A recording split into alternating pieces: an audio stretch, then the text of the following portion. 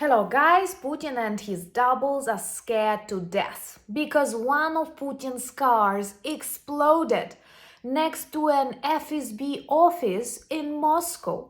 And not just an ordinary car, but Aurus Senat, the one that Putin used for his inauguration and various official events. What a powerful message. I believe right now the bodyguard of Putin, who carried one suitcase for the dictator's feces, I am sorry, now needs two suitcases because Putin is very, very frightened. And actually, during this week, the Ukrainian armed forces have sent a number of very powerful messages to the Kremlin. For example, we managed to target a military airbase in Angels and destroy 96 Russian missiles that they were preparing for the next 2 months. This is beautiful because lots of innocent lives saved and Russia demilitarized. That is the only working plan, taking into account that now even the Russian negotiators in Saudi Arabia confirm they do not want a ceasefire. And the German intelligence confirms that, stating that Russia is preparing for the war against NATO, and Baltic countries can be among the first under attack. So what can we do in this very turbulent time? We have to remain united and, of course, keep defeating and demilitarizing Russia. Let's discuss the most important events of this week, starting from the destruction of Putin's car. My name is Anna. I'm from Ukraine. I'm in Ukraine. And if you want to see Putin in The Hague or Putin in the hell, subscribe. We discuss all of that on the channel. Putin's car, Aurus Senat, the one that is associated with the Kremlin dictator, was destroyed tonight in Moscow. What makes it more symbolic and more meaningful is that it exploded next to an FSB office on Lubyanka Street. And those of you who love horror stories from the KGB past or from FSB know that Lubyanka is definitely a bad place. So just think about that. The car that the Russian president used for his inauguration and that is closely associated with the Kremlin gobbling exploded next to the central office of FSB. Wow, Russia seems to be very weak, as all classical bullies, totally unprepared to defend itself. And almost 1 million of Russian soldiers is waiting for their commander-in-chief, you know where, deep, deep, deep underground. Most importantly, this is a car that Putin used to demonstrate Russian strength, and that was one of his presents to Kim Jong-un. You know that North Korea right now is the closest ally of Russia, and I fully support that saying, tell me who your friend is and I'll tell you who you are.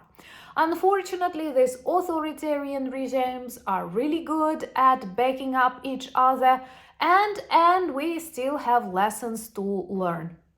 My support goes to people of Canada and of course to people of Denmark and Greenland as a part of Denmark. I did not like this visit of J.D. Vance, but it seems like J.D. Vance did not like the visit himself.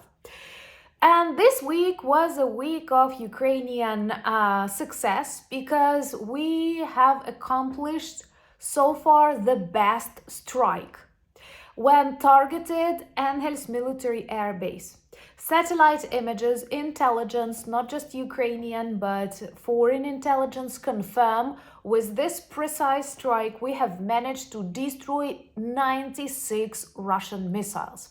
Angels military air base is located close to the front lines.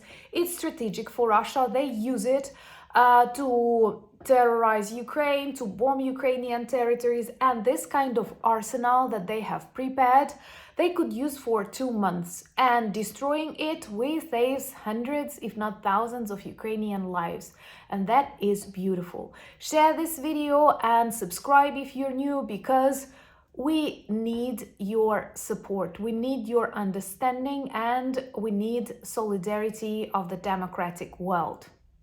So Right now, it becomes more and more obvious, even to the President of the United States, Donald Trump, that Putin is not prepared for a ceasefire. He needs this pause, he needs these negotiations to break his political, his diplomatic isolation. Unfortunately, it has already happened because of unprofessionalism of Donald Trump, and the consequences can be really bad. Because it's obvious Russia continues to strike Ukraine, and it seems to me that after the start of the so-called negotiation process, the number of drone attacks grew and actually escalated. It's funny how they pretend not to notice that in the White House, but actually there are rumors that Trump is dissatisfied with such disrespect and humiliation on the Putin's side, and that he actually asked an amazing, one of my favorite presidents right now of Finland, can you trust Putin? I'm sure that the president of Finland gave the correct answer. Greetings to the beautiful members of community from Finland. And one of the representatives of the Russian negotiation group in Saudi Arabia, Karasin, confirmed that Russia is not prepared for a ceasefire and that they can consider one only in 2026.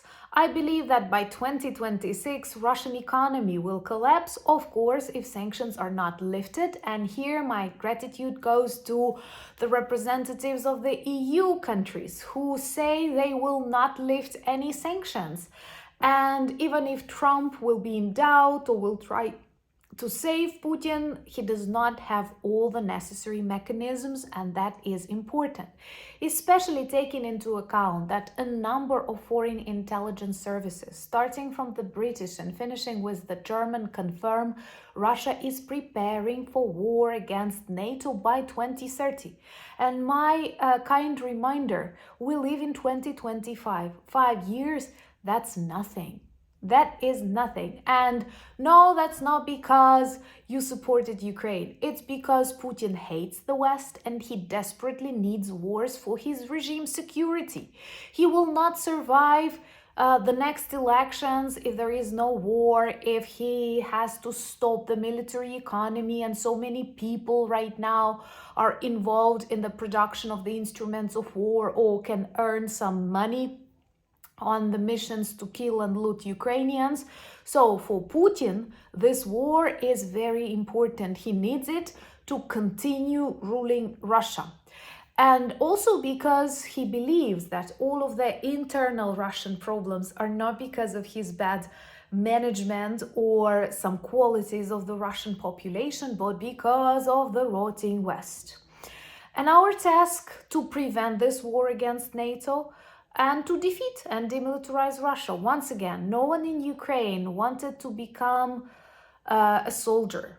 No one wanted Ukraine to become a battlefield. Unfortunately, because of this Russian violence, because of our geographical position, we don't have a choice. But we have a choice to remain united and defeat this evil while still in Ukraine, not moving to Poland or the Baltics.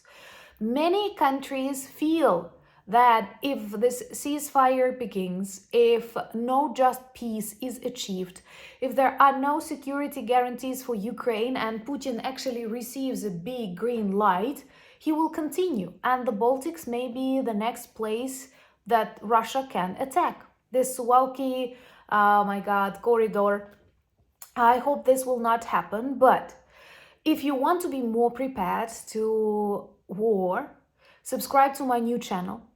Where I share my experiences of blackouts, my experiences of having a go-to bag, this bug-out bag, that's important, and other things that you need to do before or right after the start of the attack. So subscribe to this channel, and it also means a lot personally to me because I share a lot of very emotional and personal stuff there, quite unexpectedly for myself too. What is good, there is statistics that Russia can actually expire by 2026, and the Ukrainian intelligence Budanov personally shared data that according to the internal Russian documents, papers that they keep to prognose the situation, they cannot afford the full-scale war for many years more. And actually by 2026 they want to solve the Ukrainian question. I think the best way to solve the Ukrainian question is to solve the Russian Federation question, and that is the dissolution of this bloody empire. Unfortunately, there is no other way to achieve lasting peace. Defeat, demilitarization, and actually natural dissolution of this evil empire, the last empire agonizing in the 21st century. I think in the months to come, Putin will continue pretending that he wants to negotiate. Trump will continue pretending, hoping he can receive a Nobel Prize for being the weakest negotiator ever and a traitor of his allies and NATO. I feel it like that. And even this idea, the concept of the ceasefire is pretty funny because Russians want ceasefire on energy infrastructure because we are super successful in paralyzing the central for that dying economy, oil refining industry. And second, they are prepared for a ceasefire in the Black Sea. And a very important reminder, that's because we have destroyed the Russian Black Sea fleet. We have upgraded it to a scrap metal. And the leftovers escaped to Novorossiysk, which is a port in Russia, where all the Russian warship belong. I was surprised to read that New York Times claims the United States were very disappointed when they learned that Ukraine destroyed the warship Moskva. The one that brave Ukrainian defenders sent, really far away at the very beginning of the invasion. That was an amazing boost for our morale. It happened during the first days of the invasion, and oh my God, it meant a lot for me personally when they said, Russian warship, go yourself. And that's what we keep repeating to every Russian soldier, to every Russian tank, to every Russian commander, and of course to the Kremlin dictator. I think right now he's terrified, understanding that he is more vulnerable than he ever was, and not just from outside, from Ukraine, but also from inside, because his collapsing economy, his isolation, and also this diplomatic and political weakness of Trump, who even if chooses to fully support Russia, cannot make Ukraine or Europe surrender. And it may be that soon more and more mafia around Putin will want a regime change. And as a Ukrainian who knows the history, I can tell you this will not be a victory, because this will be just a substitution of one known bloody dictator with another one. But this turbulence, these changes can give us more opportunities to defeat and demilitarize Russia. And this defeat and demilitarization is very important for the liberation of the Russian population too, for the serious processes that must take place there if we don't want this North Korea project multiplied by 100, because I don't know how many times Russia is larger than North Korea.